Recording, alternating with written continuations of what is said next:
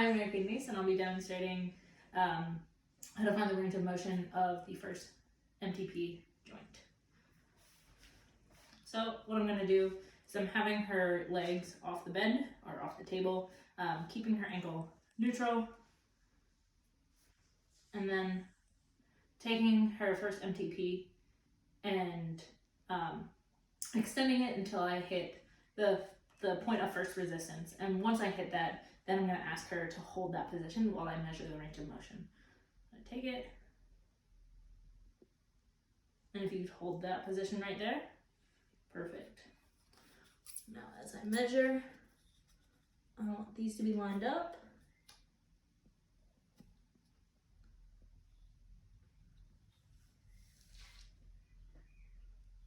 Go.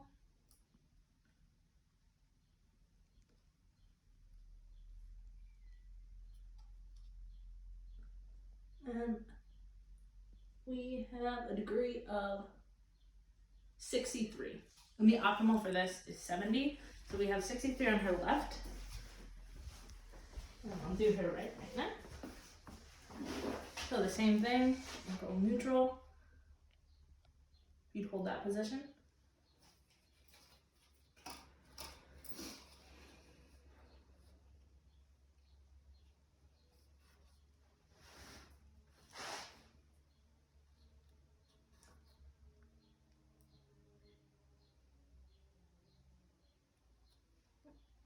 Right like that.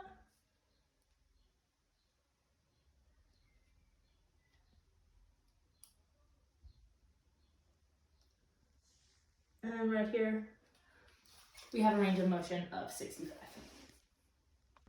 Hi, I'm Mary Kidneys, and I'll be demonstrating how to find the range of motion with a goniometer for bilateral ankle dorsiflexion. Once again, I have the client's ankle off the table, and I'm going to make sure her ankle is neutral, it's not pronated at all, and I'm going to passively flex her ankle, and once I feel that point of first resistance is when I'm going to tell her to hold that position so I can measure. Hold that. Good.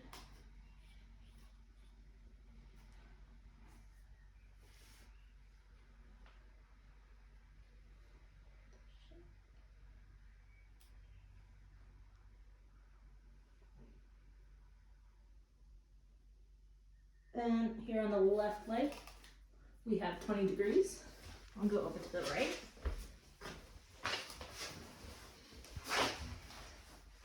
And keep that neutrality. Same thing. Hold that position.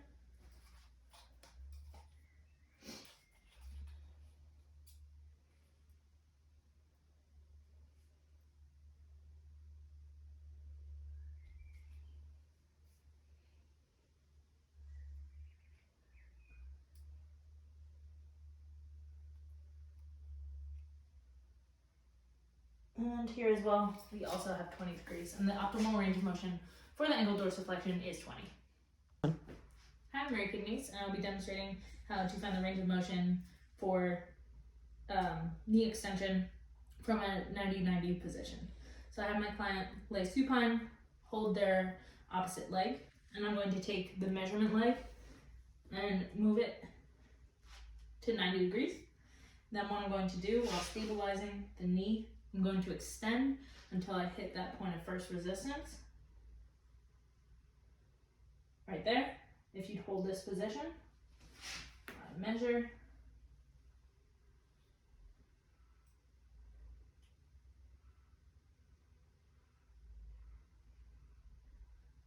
And right here we have 30 degrees. Let's go. Let me try the right leg. Same thing. As I stabilize and extend. There we go. Hold that position.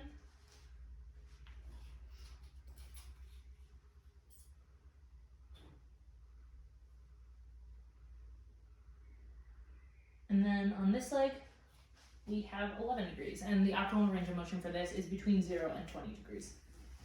Hi, I'm Mary Kidneys, and I'll be demonstrating how to find the range of motion for the hip internal rotators. So I'm going to lift this leg up while that other hip is relaxed. I'm going to stabilize and keep her upper leg neutral, stabilize and turn until I feel that resistance. Then I'm going to ask the client to hold there. Ooh. Let's see if I can help you out here. Is that better? Mm-hmm. So, here.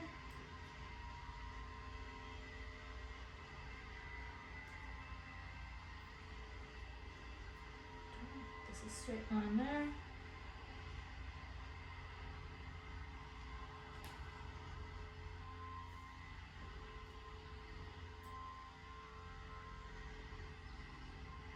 Oh, okay, and here we have 25 degrees. Down, go to your right leg. Same thing. So come out, you hold this position.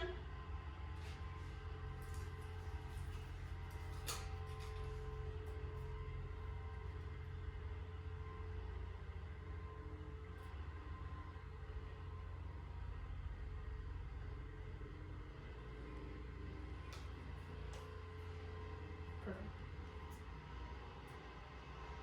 And on this one, we have 30 degrees. The optimal range of motion for the internal rotators is 45 degrees. Hi, I'm Mary Kidneys, and I'll be demonstrating how to measure the range of motion for the hip external rotators. So I have my client lying supine, hip neutral. Now I'm going to stabilize and rotate. I'm trying to avoid compensation. Try that again. Nice. If you'd hold that position. And in a similar motion with what we did with the internal rotators. Oh, sorry. Right there.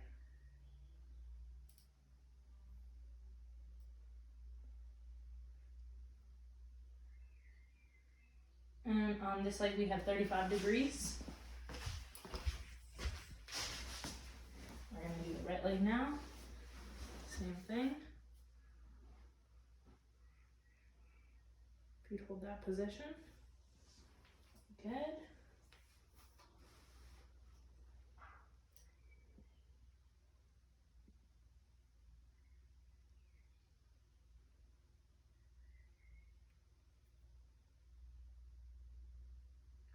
And here we have 33 degrees.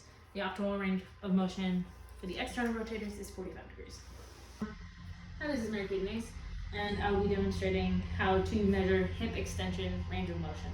I have my client lying supine, and basically what I'm going to do is I'm going to lift the leg until I feel for that flex in the hip, and then I'm going to measure that position.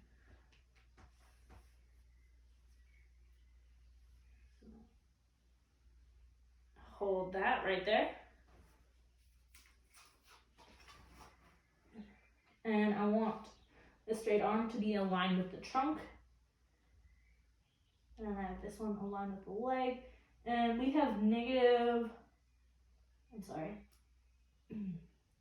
8 degrees on the left leg.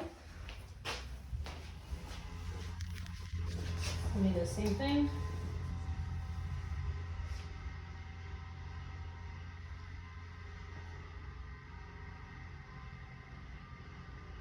Hold that position right there.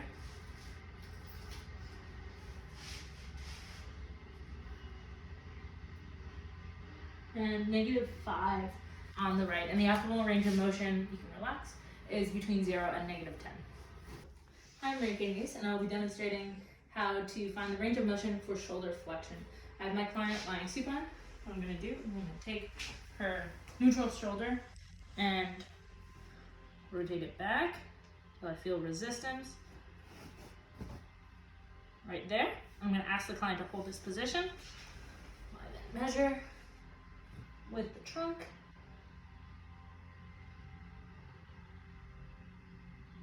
And for this, we have 160 degrees on the left shoulder. We'll go to the right.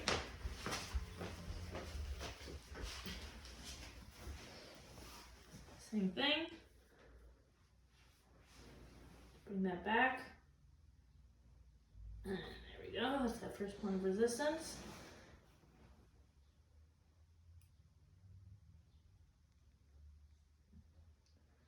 And we have 154 on the right shoulder, and the optimal range of motion is 160 degrees. Hi, I'm Mary Kidneys, and I will be demonstrating how to find the range of motion for the shoulder internal rotation. So what we do, we have the client lie supine. Make sure her shoulder is flat. You can add a towel underneath the arm to make it more comfortable. You want the elbow and the shoulder to be lined up. And now I'm going to rotate the forearm. I'm going to make sure I'm watching for that shoulder movement to see if any compensations are happening there. And do you want to support and move down until I hit that first piece of resistance. So right there, I'm going to ask the client to hold that position. And so I'm measuring perpendicular with the floor.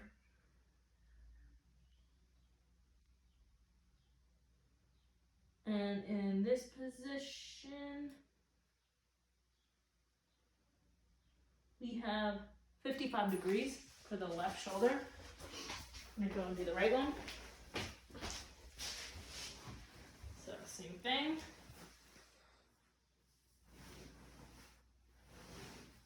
Come down forward.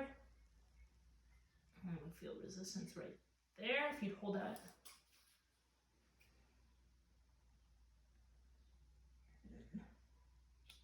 Here we have 46 degrees for the right shoulder, and the optimal range of motion is 70 degrees for internal rotators. Hi, I'm Mary Kidneys, and I'll be demonstrating how to find the range of motion for bilateral shoulder external rotation. So similar to the internal rotation, my client supine, arm neutral, and what I'm going to do, instead of going forward, I'm going to rotate back, the external rotators.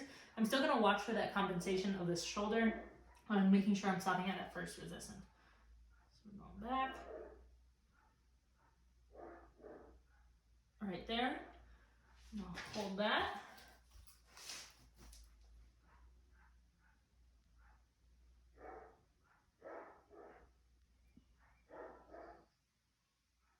And we have 78 degrees on the left side. Let's go to the right. I'm going to do the same thing.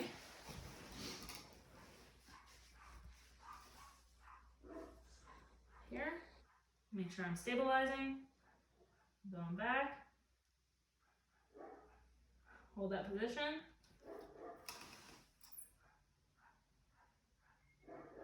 And oh, so close. We got 88 degrees right here, and the optimal range of motion for the external rotators is 90 degrees.